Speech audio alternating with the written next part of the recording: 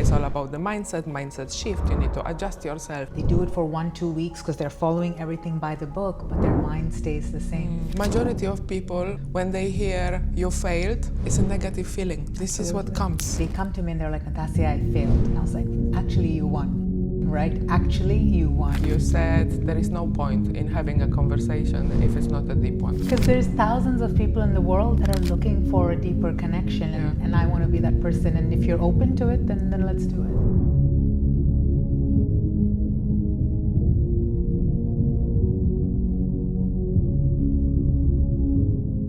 Today, I have a super exciting guest.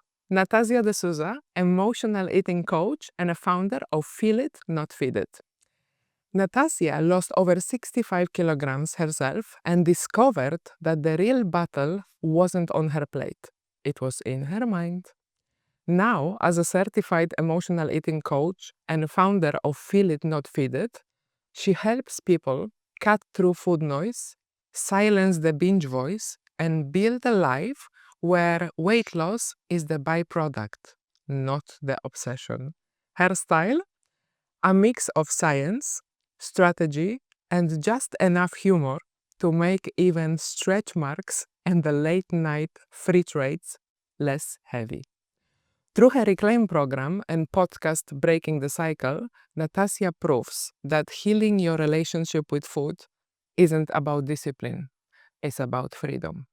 When she is not coaching, you will find her on her spin bike or sipping her favorite matcha.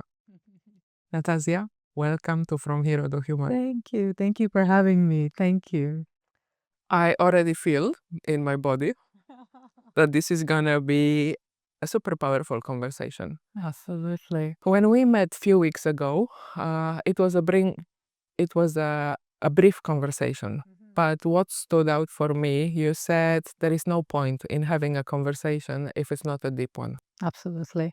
Absolutely. For me, I'm done in that stage of life of having surface level conversations. I've had enough and many. And now I am at a point in life where I want to connect with people at a deeper level. And if you can't, then thank you, goodbye. And it was nice to meet you. Because there's thousands of people in the world that are looking for a deeper connection. And I want to be that person. And if you're open to it, then let's do it. So thank you for connecting with me. And Absolutely. our viewers, you are in for a treat. I have really researched a lot about the topics that we're going to be diving in. And let's go deep dive with the first concept or the first question. So breaking the myth about its transformation is about the mindset. As a coach myself, this is what they taught me in the coaching training. It's all about the mindset shift. You need to adjust yourself, NLP, and so on. And then I started adding different tools to my practice: Ubuntu coaching, NLP, positive psychology. And even recently, I got challenged by one of the mentor coaches to sit in my body. Yeah.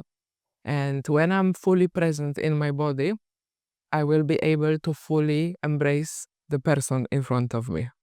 Yeah. And that was uncomfortable. Absolutely. Absolutely.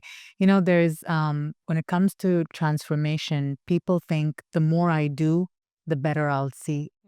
And the whole aspect of looking into your mind and actually connecting with those parts of you, pushing beyond those limits, most people don't tap into that. And this is why they get defeated. They try, they start a new program, a fitness program, a wellness program.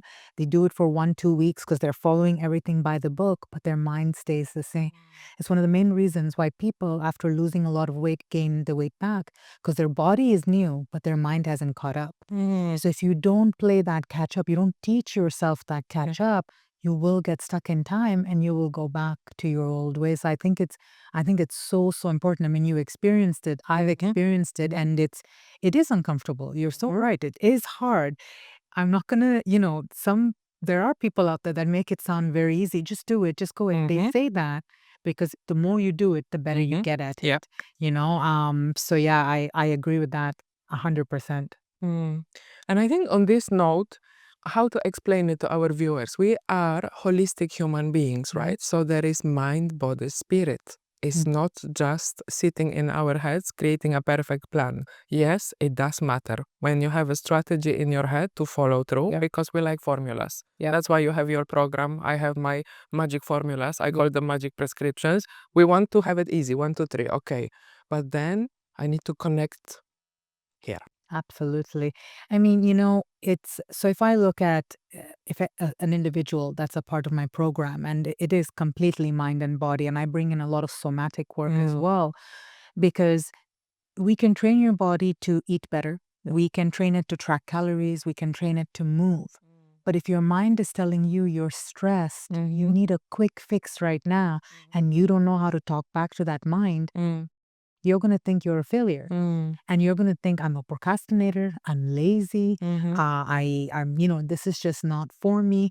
And so, a formula that really, really works for me, one is failure is part of the process. I say this from the very first time I meet a person. I was like, are you comfortable with failure? And you can see the person gets so twitchy and they get very uncomfortable. And they're like, but what do you mean? I'm paying you and we're going to be on this program. Yeah, absolutely. But you're going to fail. I'm here to pick you up when you failed, not for your good days. Right? And so understanding that concept for me is the number one. And I say the word again and again and again. So their mind gets really used to it, to the point where when something happens, maybe they messed up, maybe they ate more, maybe they binged, maybe they purged, they come to me and they're like, Natassia, I failed. And I was like, actually, you won, right? Actually, you won. And that for me it's the foundation to creating that neuroplasticity with your mind in a matter of, yes, I'm exposed to this. And this exposure doesn't mean I'm going to go back. This exposure means I'm moving forward. So there's a term I like to use, which is you're failing forward. You're failing, but you're moving forward, right? Which is the crucial foundation for me. I love it, because we are also challenging the outdated narratives. Majority of people, when they hear you failed, it's a negative feeling. This is what comes. Absolutely. So how can I reframe it? If I say fail forward, immediately I have a positive feeling. And this is something that I used in nursing as well, like how to motivate my people, how not to see a failure or a patient complain as a total disaster. How can we learn from it? It's like almost the body intelligence, right? And the actual intelligence. Yeah, absolutely. And as entrepreneurs, we experience this, right? We fail. We're like, okay, it didn't work. What else can we try? What else? And so we create that for ourselves. And that is actually expandable to other areas of our life. And so, I believe that the way you do one thing is the way you do everything. And so you are then able to take what we learned as entrepreneurs, transfer it to other areas of our life, take it to our client. I think it's a beautiful concept. I love it. This is how coaching works, right? When you improve something on a personal level, it's going to impact your professional life and everything else. So let's build on it. Why do we stay in survival zone? Why do we stay in these uncomfortable patterns? Clearly, we are suffering. Clearly, we are stressed. The habits are unhealthy. But often, when you look at your clients, I look at mine, you see people are struggling for so long. They know there is something wrong. They are unable to ask for help. They don't know where to seek this help. Are they scared of that failure? Are they scared to get out from their comfort zones? It's primarily due to habit. A lot of the loops that I tend to see people stuck in have originally started off emotional, either environmental, trauma, poor emotional regulation at a very young age. Now, as adults, it has become habitual. So the survival mechanism that they're using, oftentimes they don't even know that they're using it as a means to survive. It is so habitual. It is so ingrained. It becomes automatic. Oh, I'm stressed. Let me grab something to eat. Oh, I'm overwhelmed. Oh, something crunchy right now will feel really good. I speak to a lot of university students, and I speak to them during their exam periods, and they're all in and out of the cafeteria wanting something to eat because the tension is building, right? And this is why I almost, I speak to girls in schools and I say we need to ingrain this so young in their age, because the amount of young women in particular that are coming out of university with eating disorders, addiction to food, food obsession, because they've created this habitual pattern of not learning how to deal with stress, is now showing up in their day-to-day life. So oftentimes people are not even aware that they're stuck. They know they want to do better. They see that this is a bad pattern, but they just don't know how. Oftentimes they also start tapping into diet culture. So they think, okay, if I restrict more, if I cut more, if I do this, if I follow my famous influencer, what I eat in a diet in a day, it'll happen. And then before you know it, stress hits, your back is against the wall, you're feeling really not in control, and bam, you're back into it again. So I believe more knowledge and awareness can create opportunities and options. And if you are aware of it, you now have opportunities to do better for yourself. Love it. Love it. Let's stay with stress for a while. When I teach the science of stress, I say 90% of people get surprised that there isn't good or bad stress. There is chronic and there is acute. Chronic stress is a state of emergency. You need to understand it. Your body was not designed to deal with a chronic state of emergency 24/7, 365 days a year. And then when we get that awareness, when we understand that stress makes us emotional eaters, we reach for these quick dopamine fixes, right? We want to feel good in that moment, but we don't look long term. How is this gonna impact my life?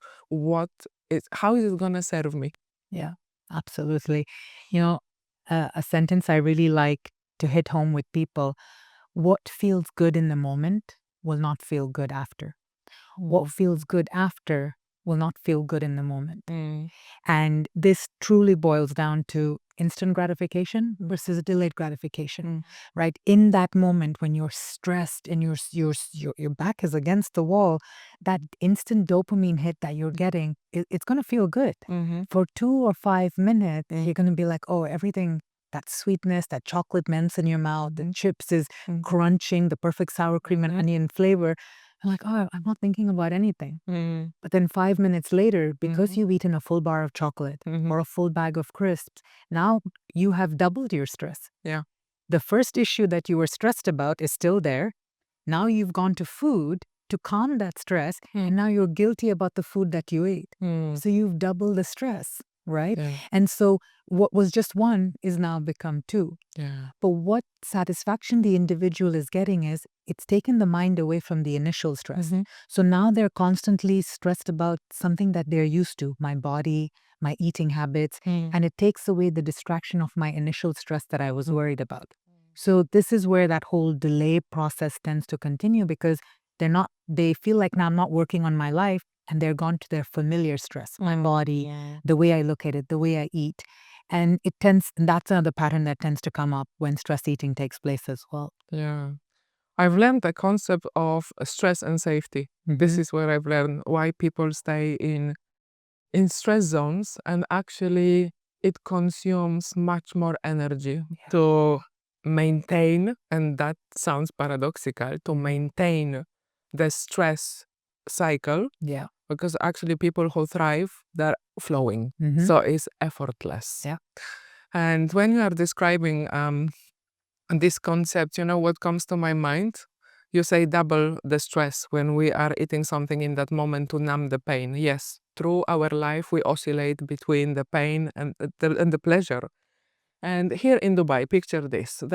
You can get Deliveroo just like that. Okay, I want pizza, I want this, I want that. And I started analyzing my mind, because I came to that stage that I can do it. I am very aware. However, that awareness can be extremely painful.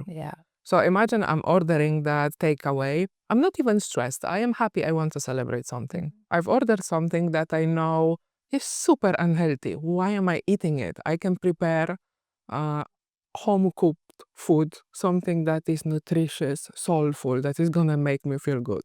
So I'm ordering this fast food. While I'm eating it, I already know this is not good for me. Mm. I already know that it's gonna make me feel even worse when I finish. Yeah. But I still order it. And even this, I'm still pressing that button to order it. This is what worked for me.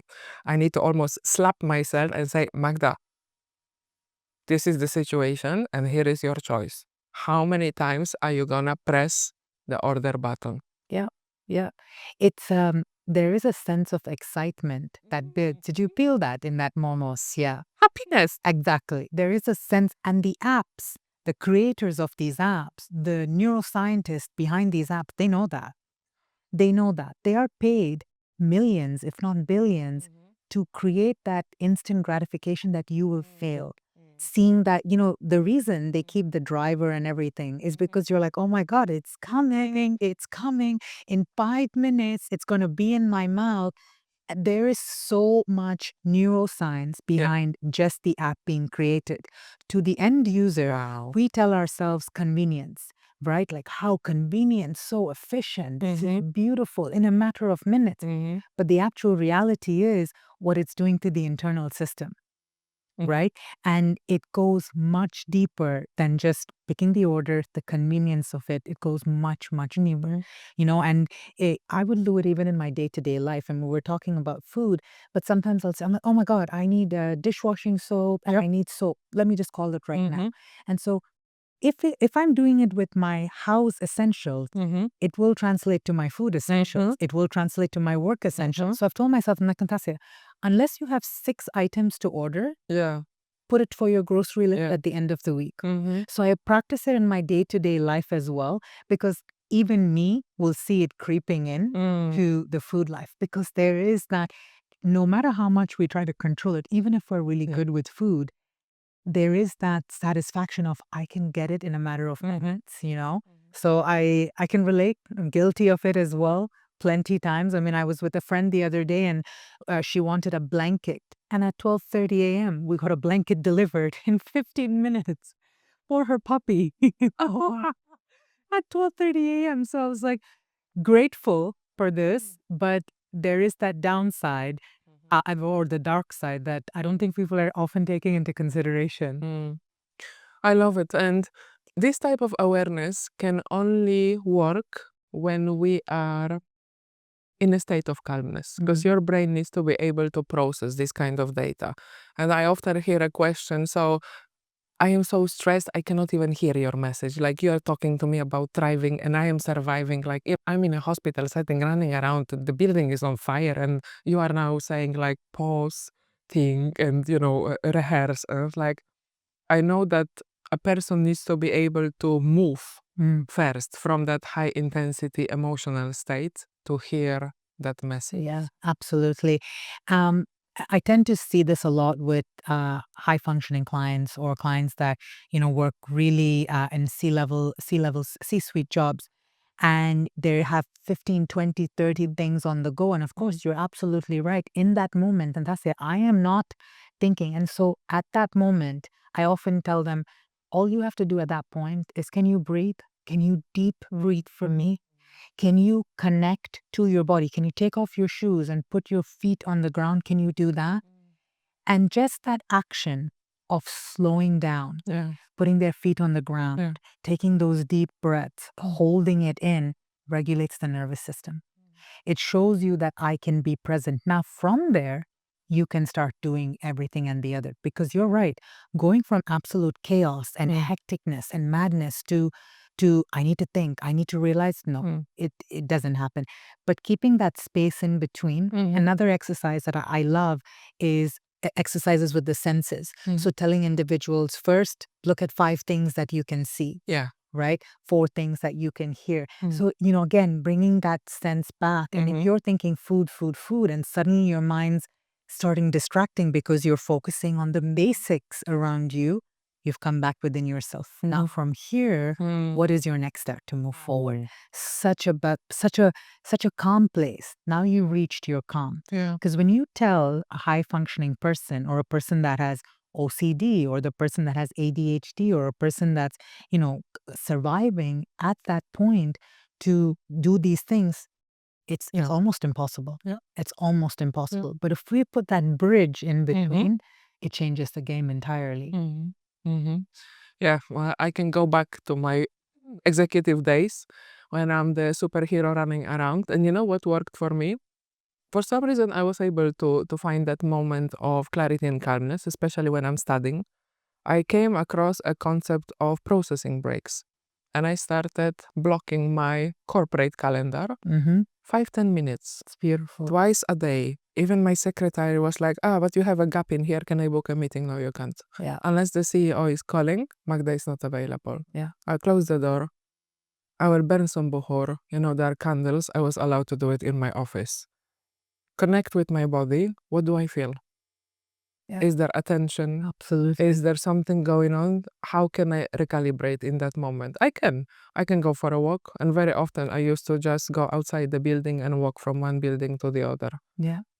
Immediate calmness, I would say. Absolutely. So needed. So needed. I mean, even for me during clients, I take half an hour in between to realign my energy. Mhm. I keep a lot of energy crystals as well. I don't know if you believe in crystals, but I do. Yeah. And I used to not be that person. I used to be like, I need 5 minutes in between calls. No problem. Just let me go.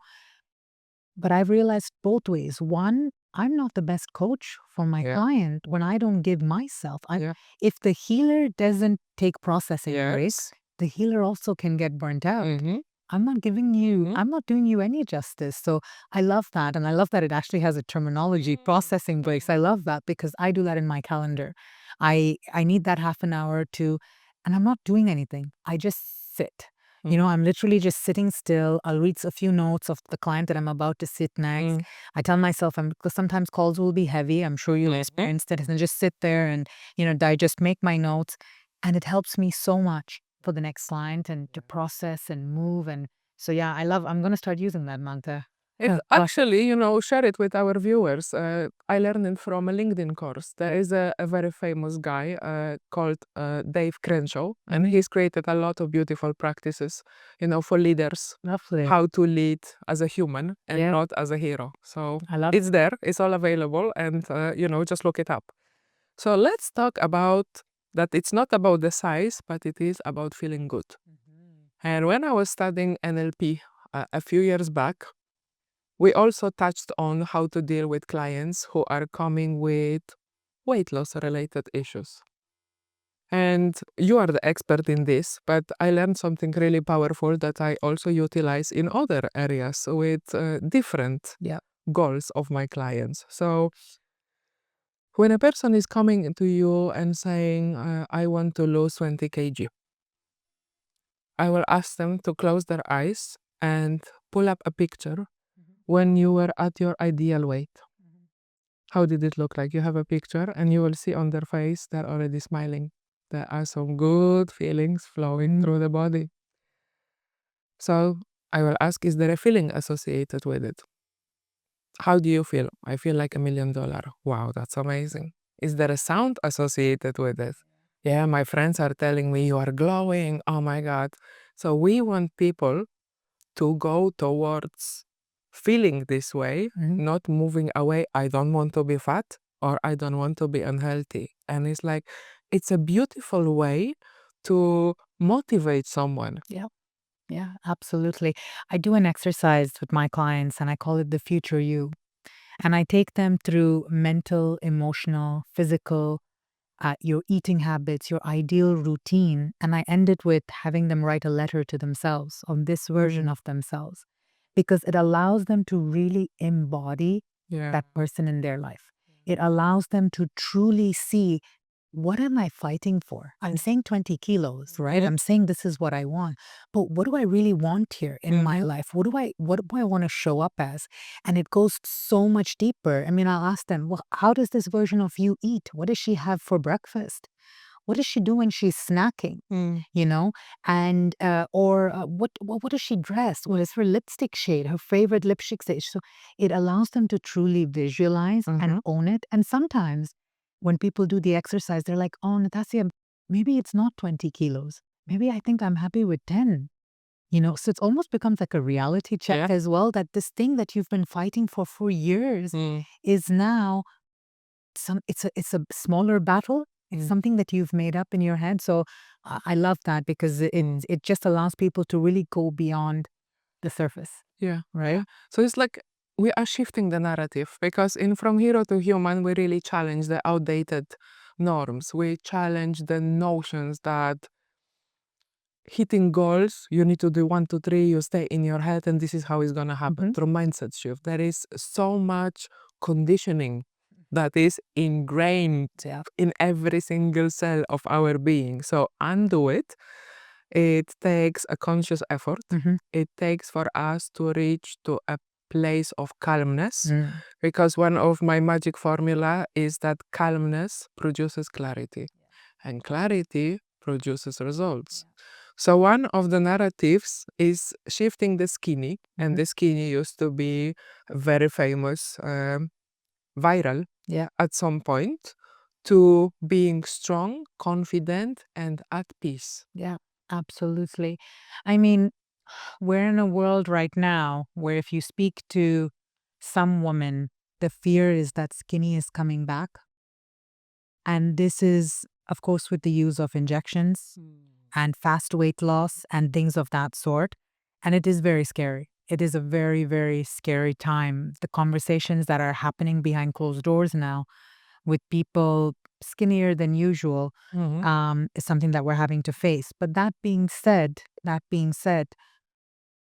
people like you and I need to talk about the strong, the benefits of the strong, the why it's so important, and what are you achieving outside of skinny, right? If it's only skinny and everything else is empty with no value, no cognition, no core beliefs, no core values, you've actually achieved nothing. You've achieved nothing. And when you've achieved nothing, you will go back to that original version of yourself.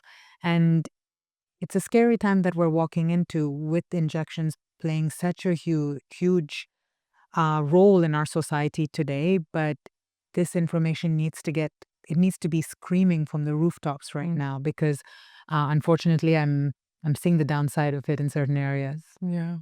For me, it's ethics. Like, as a coach, and yourself as a coach, we need to inform our clients like that there will be failure. Yes. There is a very robust, ICF has a very robust coaching ethics developed. So I need to also tell the clients about the bad, not only about the good. Exactly. Like when we sign consent for a surgery, I need to disclose. For me, it's about disclosure. Absolutely. So we are beautifully going now into the next topic, which is the dark side of social media and wellness influencers. And recently I had a chat on this podcast with Nassima Abu Farid. She is a Joe Dispenza coach, a breathwork facilitator, and she studied ancient schools of well-being. And she said one thing: if you go to an event or you have a session with a coach, if at the end of this session you don't feel empowered, they create a dependency. So you're gonna come back to another session, you need to buy another product, you need to do this, you need to do that. That hit me. And every now and then I get this awareness, I go and think about it, I find out more, I speak with other people about it. It's like, this is simple. This is what we should be raising awareness on. Yeah. Yeah. I mean, I have gone through so many of these mastermind events where they bring in people from all over the world, and the psychology that they use behind it is so interesting. I went to my first one, and I remember asking one of the ladies, I was like, why is it so dark in this event room? I said, it makes no sense. And she's like, Natassia, they do that on purpose. They do it on purpose so that you're so focused and bought into what the speaker is saying that you buy into their program. She said, every single individual here is going to sell you something at the end. Yeah. And every single individual had a product for sale, which as a coach, I completely get that. But then they had the rush element by now or or the first 10. And there was so much psychology in the event space itself on how to role play that. No sunlight. No sunlight. And so, I've experienced it firsthand, and I was shocked when I heard that. I was like, why would they do that? I was really, really shocked, but it works. Mm. It works. Now, the ones that have been through it and are aware of it are able to make a very calm decision and are sitting there and being like, okay, I took my value. Yeah. Maybe I want to learn more. Maybe there's a deeper level you can take me to. But the ones that weren't aware, they were running. Mm-hmm. They're like, me, I'm the first one. Pick me, right? And so it is again awareness, because when you know it, then you can tell yourself, no, I don't need to invest. That was good. Mhm. Thank you for that talk. And if I need more, then I know where to find it. I love it. Now you're giving me an awareness. A few years back, in my training and coaching sessions, I start every session with asking the client or the clients, what is your intention for being in this session? I explain the science of intention. Intention helps you connect your mind, body, and spirit and your heart Yeah. on one level. So if I come to this event, what do I want to achieve? I come with a list 1, 2, 3, 4, 5. Yeah. And I've realized on my own example, when I started structuring myself this way, I will get the value that I want to get. Yeah. I will not get manipulated. But now you've explained also the psychology of it. And you know what? I'm now going back to these dark places. They're hyping you up and you're, oh my God. Yes, there was some amazing content. I'm not saying that there isn't a value, but I don't need to buy a $5,000 worth Yeah. AI program or whatever. Yeah, absolutely. Absolutely. And there's, and I remember I met a lady there at one of these events, and she's like, I bought 3 programs. And I was like, oh, okay. Is it going to be to up level? Because, Mhm.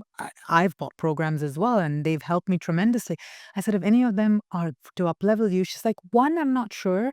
The other 2, possibly. I said, then why? I asked her, I was curious, why did you buy the 3rd one? The guy seemed nice, and I was one of the first 10 ones.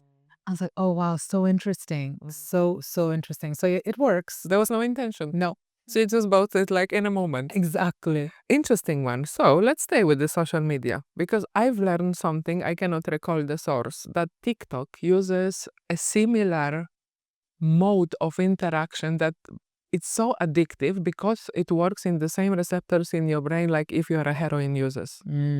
So it gets you addicted. And it's proven that people will start 5 minutes, they keep scrolling for 3, 4, 5, 6 hours. Yeah, absolutely. And it's spot on. It is spot on. It's another form of a dopamine hit as well, right? Mindless scrolling is something that people are struggling with a lot now. It's a form of a coping mechanism. And with a flick of a button, you've gone from one video to the next. The way the algorithm is created as well is the more you sit there and watch that video for more than 10 seconds, it so efficiently picks up, she likes this, send her more of it, to keep you addicted to the app. So, for example, I'm traveling, as you know, in 2 weeks. I liked, I think, 2 or 3 posts of the location that I'm going to Bangkok, and I like 2 or 3 posts. And immediately, all my posts now are all about Thailand. All. It picked it up that quickly. Now, every so often, I'll get something about eating or things of that sort. So you can see how easily it's influencing the person.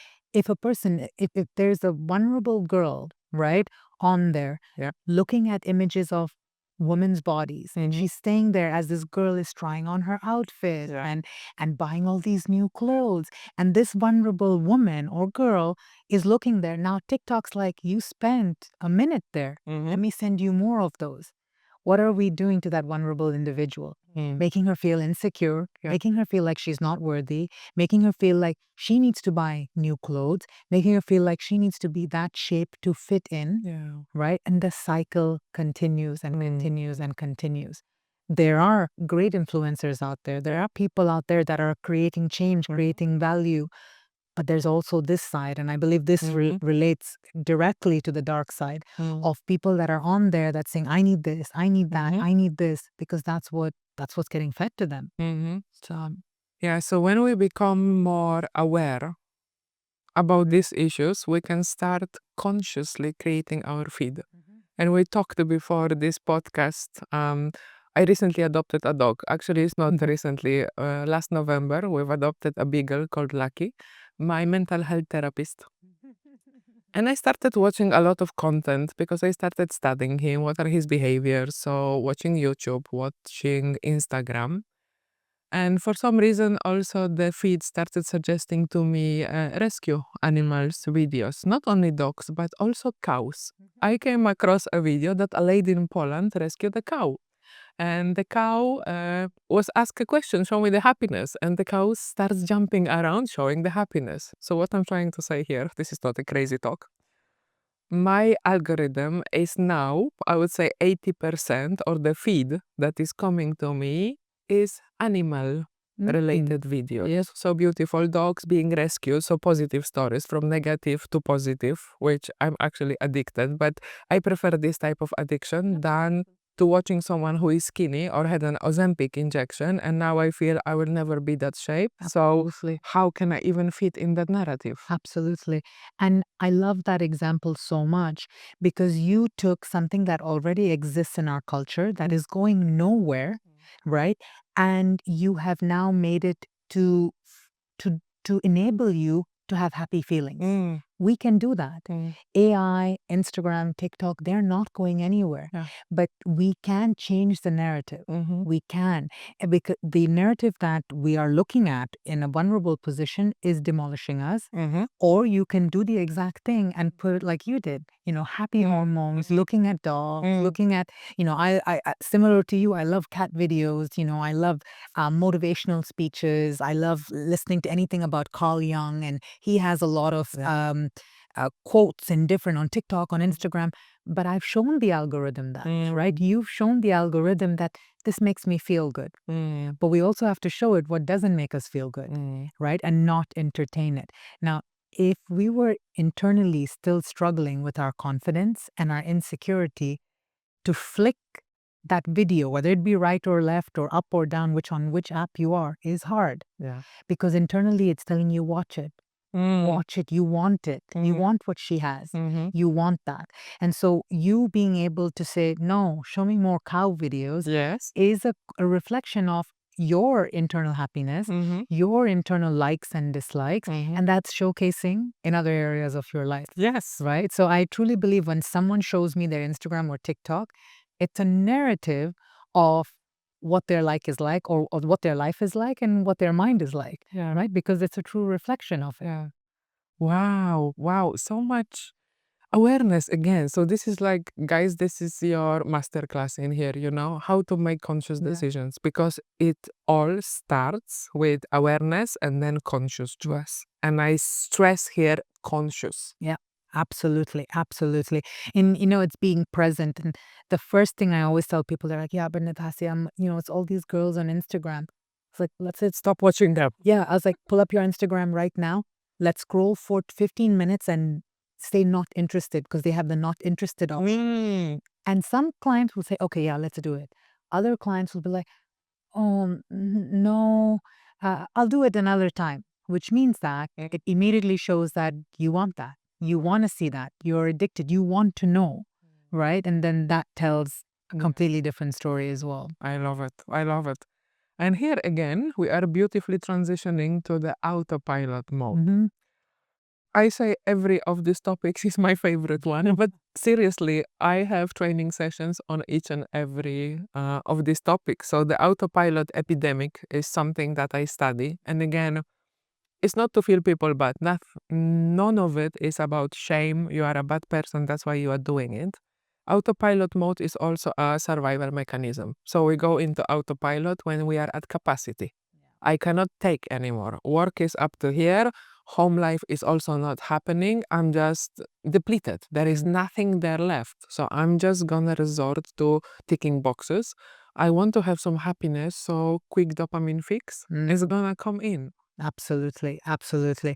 I mean, autopilot is like you said so beautifully, is a response to so much that has been going on for a long time, right? There is no stop, check, how are you? There is no relief on the weekend. There is go, go, go, do, do, do, do, do. And in between all the negative coping mechanisms to keep you going. that you think, there are people who say, yeah, let me just have a quick coffee, black coffee right now, a black espresso right now at 4 p.m. or 6 p.m. in the evening. And it'll let me do 7 hours of work and then I can sleep. So you're trying to run, but you're also trying to remain normalcy, keep normalcy in your life in some way, which eventually is going to hit a roadblock. Yeah.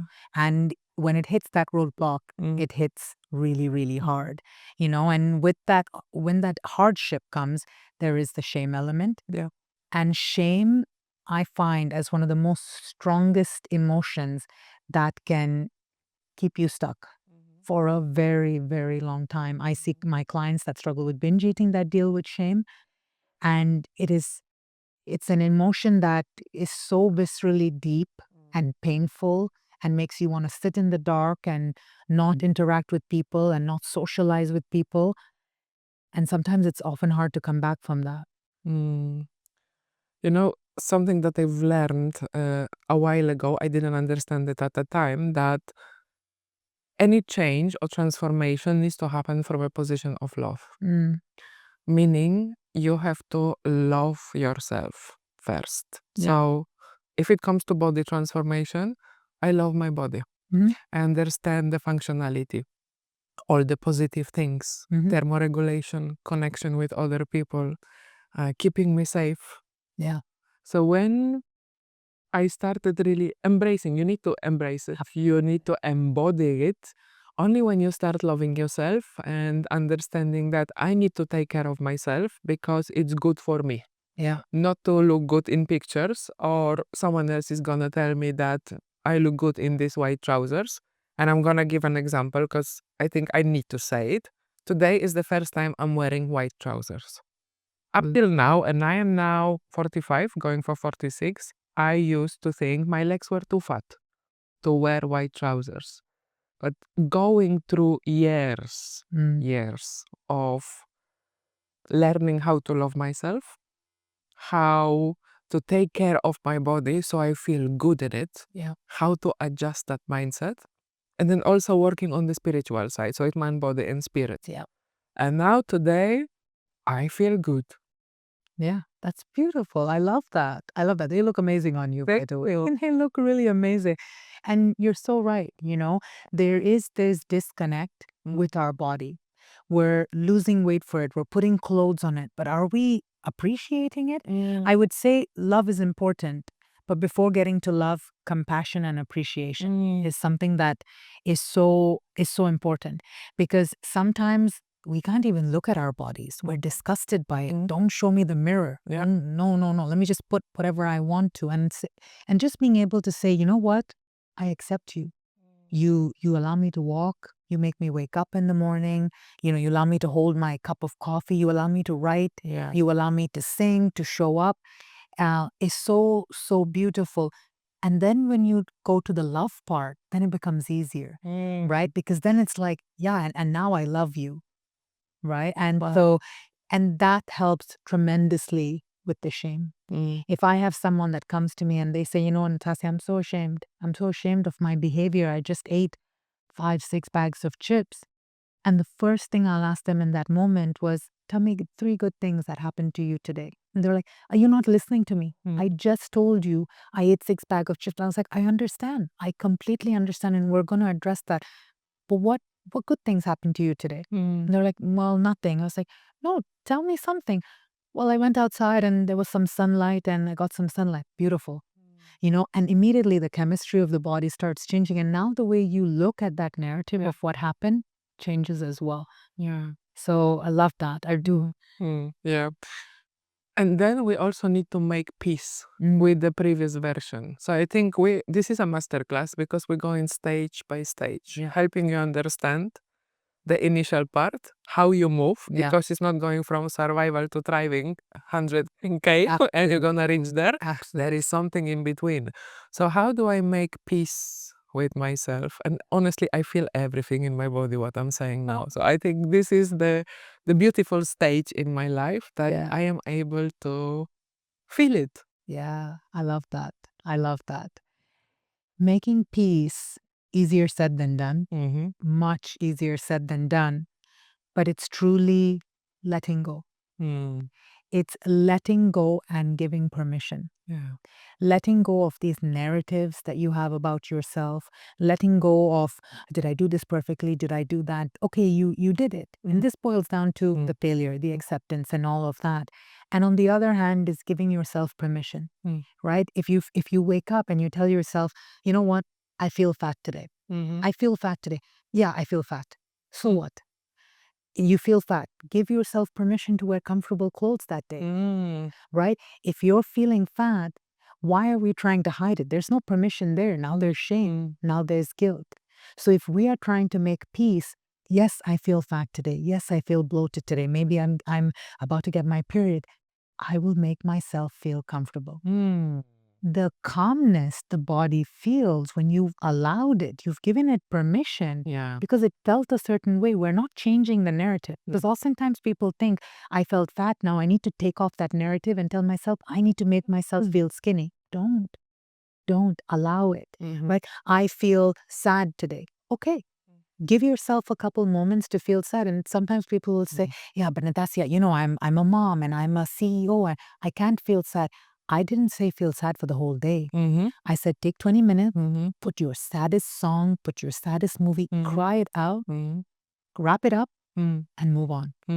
Embrace it. And that's that whole letting go, that peace that you're trying to connect with. Oftentimes we're trying to escape from it, that emotion, because we've been taught, no, you need to be strong and confident and you need to show up and you need to do that and you need to be hustling. But what about all the other things? These negative emotions, feelings, they don't go away. We think we're pushing them under the carpet. They will always come back in addictions, in how we scroll and how we eat, how we drink, shop. It's going to come up. Yes. It's about giving ourselves permission. Yeah, exactly. Permission to feel. Exactly. And it's a philosophy I use with my clients as well. The ones that restrict so much. They're like, no, Natassia, I can't have carbs. I can't. I was like, okay, you can't have carbs, but when you binge, what do you binge on? Carbs. Okay, well then let's have a little bit of carbs every day and see what happens. Immediately the binges are they disappear because it's like, why do I need to be so obsessed about a bagel when she's giving me a little bit every day, right? It's the permission and the body feels relaxation. Permission for me takes away the obsession. It takes away the obsession, that instant need of I want, I need, and it's freeing. Yeah. Yeah. So we want to reach the freedom and the peace of mind at the end. This is the ultimate goal. It's not I want to lose 20 kg. I want to have a peace of mind. Yeah. And I want to be empowered. Yeah. Also, I want to have a choice. Yeah. Absolutely. Let's talk about family dynamics and the peer pressure. So let's say there is a family of 4 and one person decides I'm going on that weight loss journey. I'm gonna start this trendy keto diet. I want to lose 35 kg in 6 months because I'm getting married. What happens then? Oof, that is the dynamics are so interesting then. For me, it depends. It depends on which individual in the family that I'm working with. In this scenario, am I working with the person who is getting ready for the marriage? And because it will play out in different ways.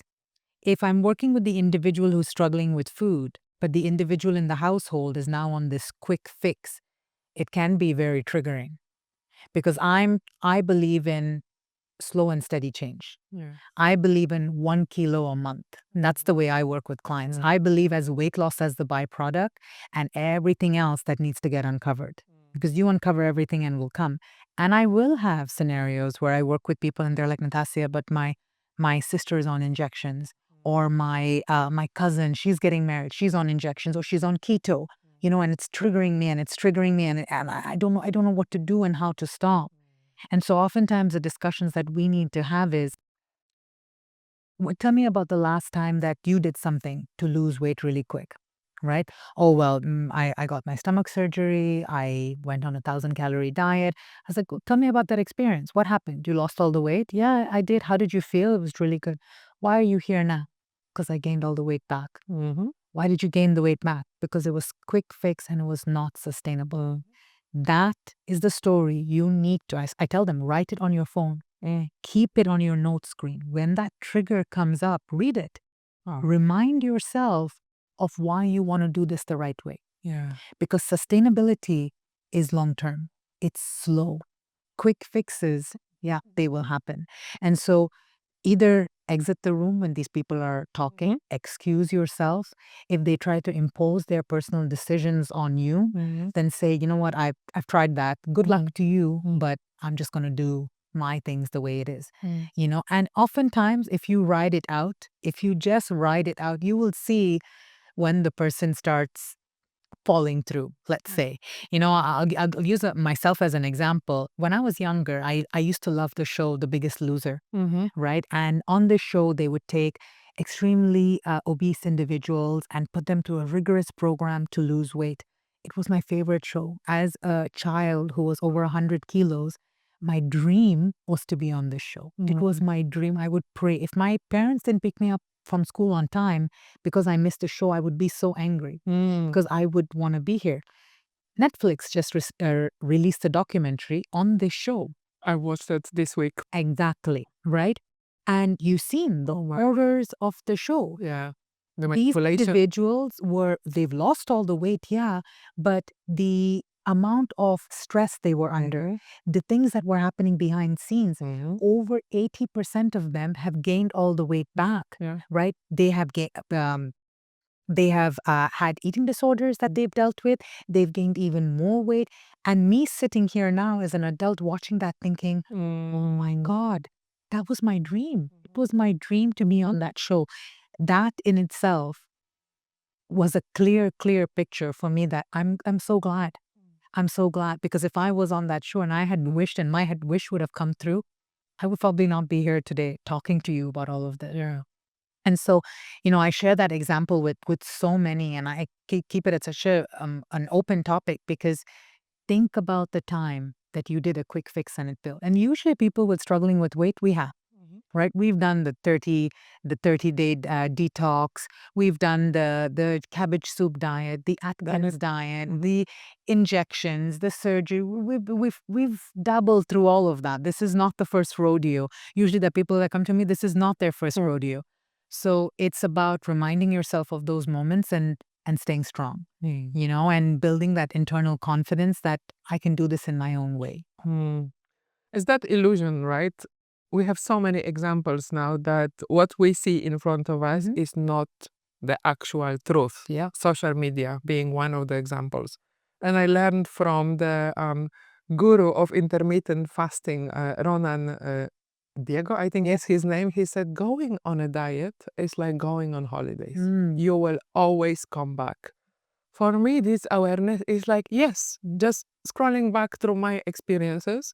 I went through Jukan diet before my wedding. I lost beautifully. I enjoyed what I was eating because it's not that restrictive. You can eat as much protein as you can, but yeah. And this is it. And you know, I have a love-hate relationship with intermittent fasting, and that's a whole other topic in itself, because it doesn't serve its purpose for binge eaters, right? If they are fasting the entire day and then having a binge in the evening, it's showing the brain that, okay, I still get to binge. It mimics that behavior. It's not breaking the pattern loop. And so I believe intermittent fasting is a great tool, and I've actually attended one of Ronan's talks at Mind Valley, which was phenomenal. But I believe the individual needs to come from a non-ED background, or not an eating disorder background, which he very clearly stated on stage, and I truly appreciate him for that. Because then you can make that calm, sound decision. You know what? Eating after 10 or 11, it serves me good, and I can maintain it and go from there. So yeah, I truly believe that diets, they don't work. Lifestyles do. Sustainable, long-term lifestyle changes work. Diets, it's temporary. Yeah, again, it's not about the quick fix, right? It's something that is gonna make me feel good in long run, and in 10, 20 years, I'm gonna be happy about the decision that I took in that moment. Exactly. So we are now in December. Christmas is coming. New Year's resolution. I'm gonna do 1, 2, 3, 4, 5. Okay, my list is 25 points. We know that we've all seen it on Instagram that 80% of New Year's resolution fail by February. We all know the science, but we still decide to go for the New Year's resolutions. Yep. Why can't we start today? And this is something that I practice. Like, if you want to make a change, today we're gonna have the coaching session. You are gonna make a plan. What is the first small step that you're gonna take when you exit this room? Yeah. I love that. I love that because that's exactly how I feel about that. If you are telling yourself, yeah, but Christmas, yeah, but New Year's, but the Christmas parties and this and that, you want to stay the same. You have just told me and you're telling yourself, I am choosing to stay the same because it's going to be really difficult. It is going to be difficult even in the New Year's because once we hit New Year's, there's Valentine's, there's Easter, there's things will come up. Yeah. Don't choose to stay the same. Will it be hard? Is it going to be restrictive? It will be restrictive if you work with the wrong person who tells you it's Christmas, but you have to be on vegetables only, not a glass of champagne. And when it's Christmas Day, don't you dare put a chocolate piece in your mouth. You're setting yourself up for failure. But if you're working with a real person and you're making 1% change, I like to work in 1% increments, 1%, whether that be drinking more water, whether that be having a sleep routine, right? Whether that be doing these physiological changes. You're blaming yourself psychologically, but physiologically, are you supporting yourself psychologically? If you can even start doing that today, tomorrow, that's your first step. Yeah. It's your first step. And when I open that door and open that conversation, then people are like, yeah, I think I can do that. I think I can do that. And just lowering that bar, because we set the bar so high. New Year's, I'll start 10,000 steps. I'll drink 6 liters of water. I'll be at the gym. That's why all the gyms are packed, right? Everyone's like, oh my God, we've got to do it, got to do it. It's if we take a step back and really start now, then the New Year's gets easier. It's a bonus actually in New Year's. It's like, wow, New Year, I feel good. New Year, old me, not New Year, new me, right? And the old me is walking into New Year more confident. And I think coming from that place rather than what we've been taught for years, what the market relies on Yeah. as the big bang, we slowly but surely need to start swaying away from that. It's again, am I choosing myself or I'm choosing the narrative? Because very often it is someone else's narrative. It's not me. Yeah, absolutely. It's if you see the marketing strategies for some of the biggest retailers out there, for gyms, for coaches, for fitness trainers, they use that narrative to their advantage, right? Oh, you messed up. Now is the time. Pick it up. Pick it up where you left off. So it's important. I mean, I read someone's post the other day, and it was an eye opener for me. She's like, I can officially say 99 days till Christmas, and I was like, huh. What? Oh my God. It's like, what can I do in this time to, show off? Yeah, exactly. Like changing that narrative rather than saying, oh, 99 days left. I'll just worry about it in January. So if we change the narrative and we know how to by the right people and we make that entry level to changing the narrative easier, then it seems doable now, not just in the new year. Yeah. And we have now given like the full process, how to start from awareness, the micro tips, what to look out for, how the manipulation, because there is manipulation out there. Absolutely. But the more calm you are, the more likely you are to make a conscious choice. And what happened for me this year, I scrapped all the goal setting. I want to lose weight. I want to do that. Entering perimenopause, I got really shaken up. My mind were completely crazy. My body started showing the signs. And what helped me? Going to the calm state. So started using somatic, sitting with myself. Even crying for 3 months is good because it needs to come out. Yes. Then only I can find the answer. And all of a sudden, I sell all of a sudden. It's not a quick solution. So I'm not selling you a quick fix here. Me and my husband, we stopped ordering takeaways. We cook. He cooks. I hate the kitchen. he cooks everything fresh. So there is a fresh meal every day. Sunday, Saturday, there is fresh breakfast every day. We sit at the table, we eat like normal people. The dog is begging next to us. It's like seeing even the fresh produce in the fridge. Okay, being more conscious. It's not only that I don't want to eat garbage, but what came to me, I don't want to be the person who makes that bike driver go on the road in a 40-degree heat. Is the CSR. So it's the whole almost picture that came to my head. I started being more kind to them before I started being more kind to myself. Yep, absolutely. And you gave yourself permission, and look at how it all evolved, right? You showed up in white trousers. Wow. Right? It's the permission. Wow. The permission to tell yourself, you know what, I'm letting go. I'm not, I'm not defining my worth and my value by if I lose 1 kilo by this time and this goal. No. I'm gonna go, and naturally, what am I drawn to? Yeah. Which is, it's so beautiful, and congratulations, because you look amazing. Thank you. And what a beautiful discussion. Natassia, final advice from you for New Year's resolutions for our viewers. Final advice. I would say, don't wait until New Year's. If there's something about your body, your mind, your food, your eating habits, your way of being that's bothering you now, look into what is the 1% change that you can make. That could just be sleeping better. That could just be having one meal a day that's balanced and nutritious. That could just be getting some fresh air and walking. If you can do that 1% change, New Year's is going to be a breeze for you. Don't wait. 1%. 1%. Well, what a session. It's not only a masterclass for me, but I'm sure it's a masterclass for you as well. So the fact that you are here today and watching this episode, congratulations. You have just taken that first step to gain that awareness. Follow the magic formula: awareness, conscious choice, change.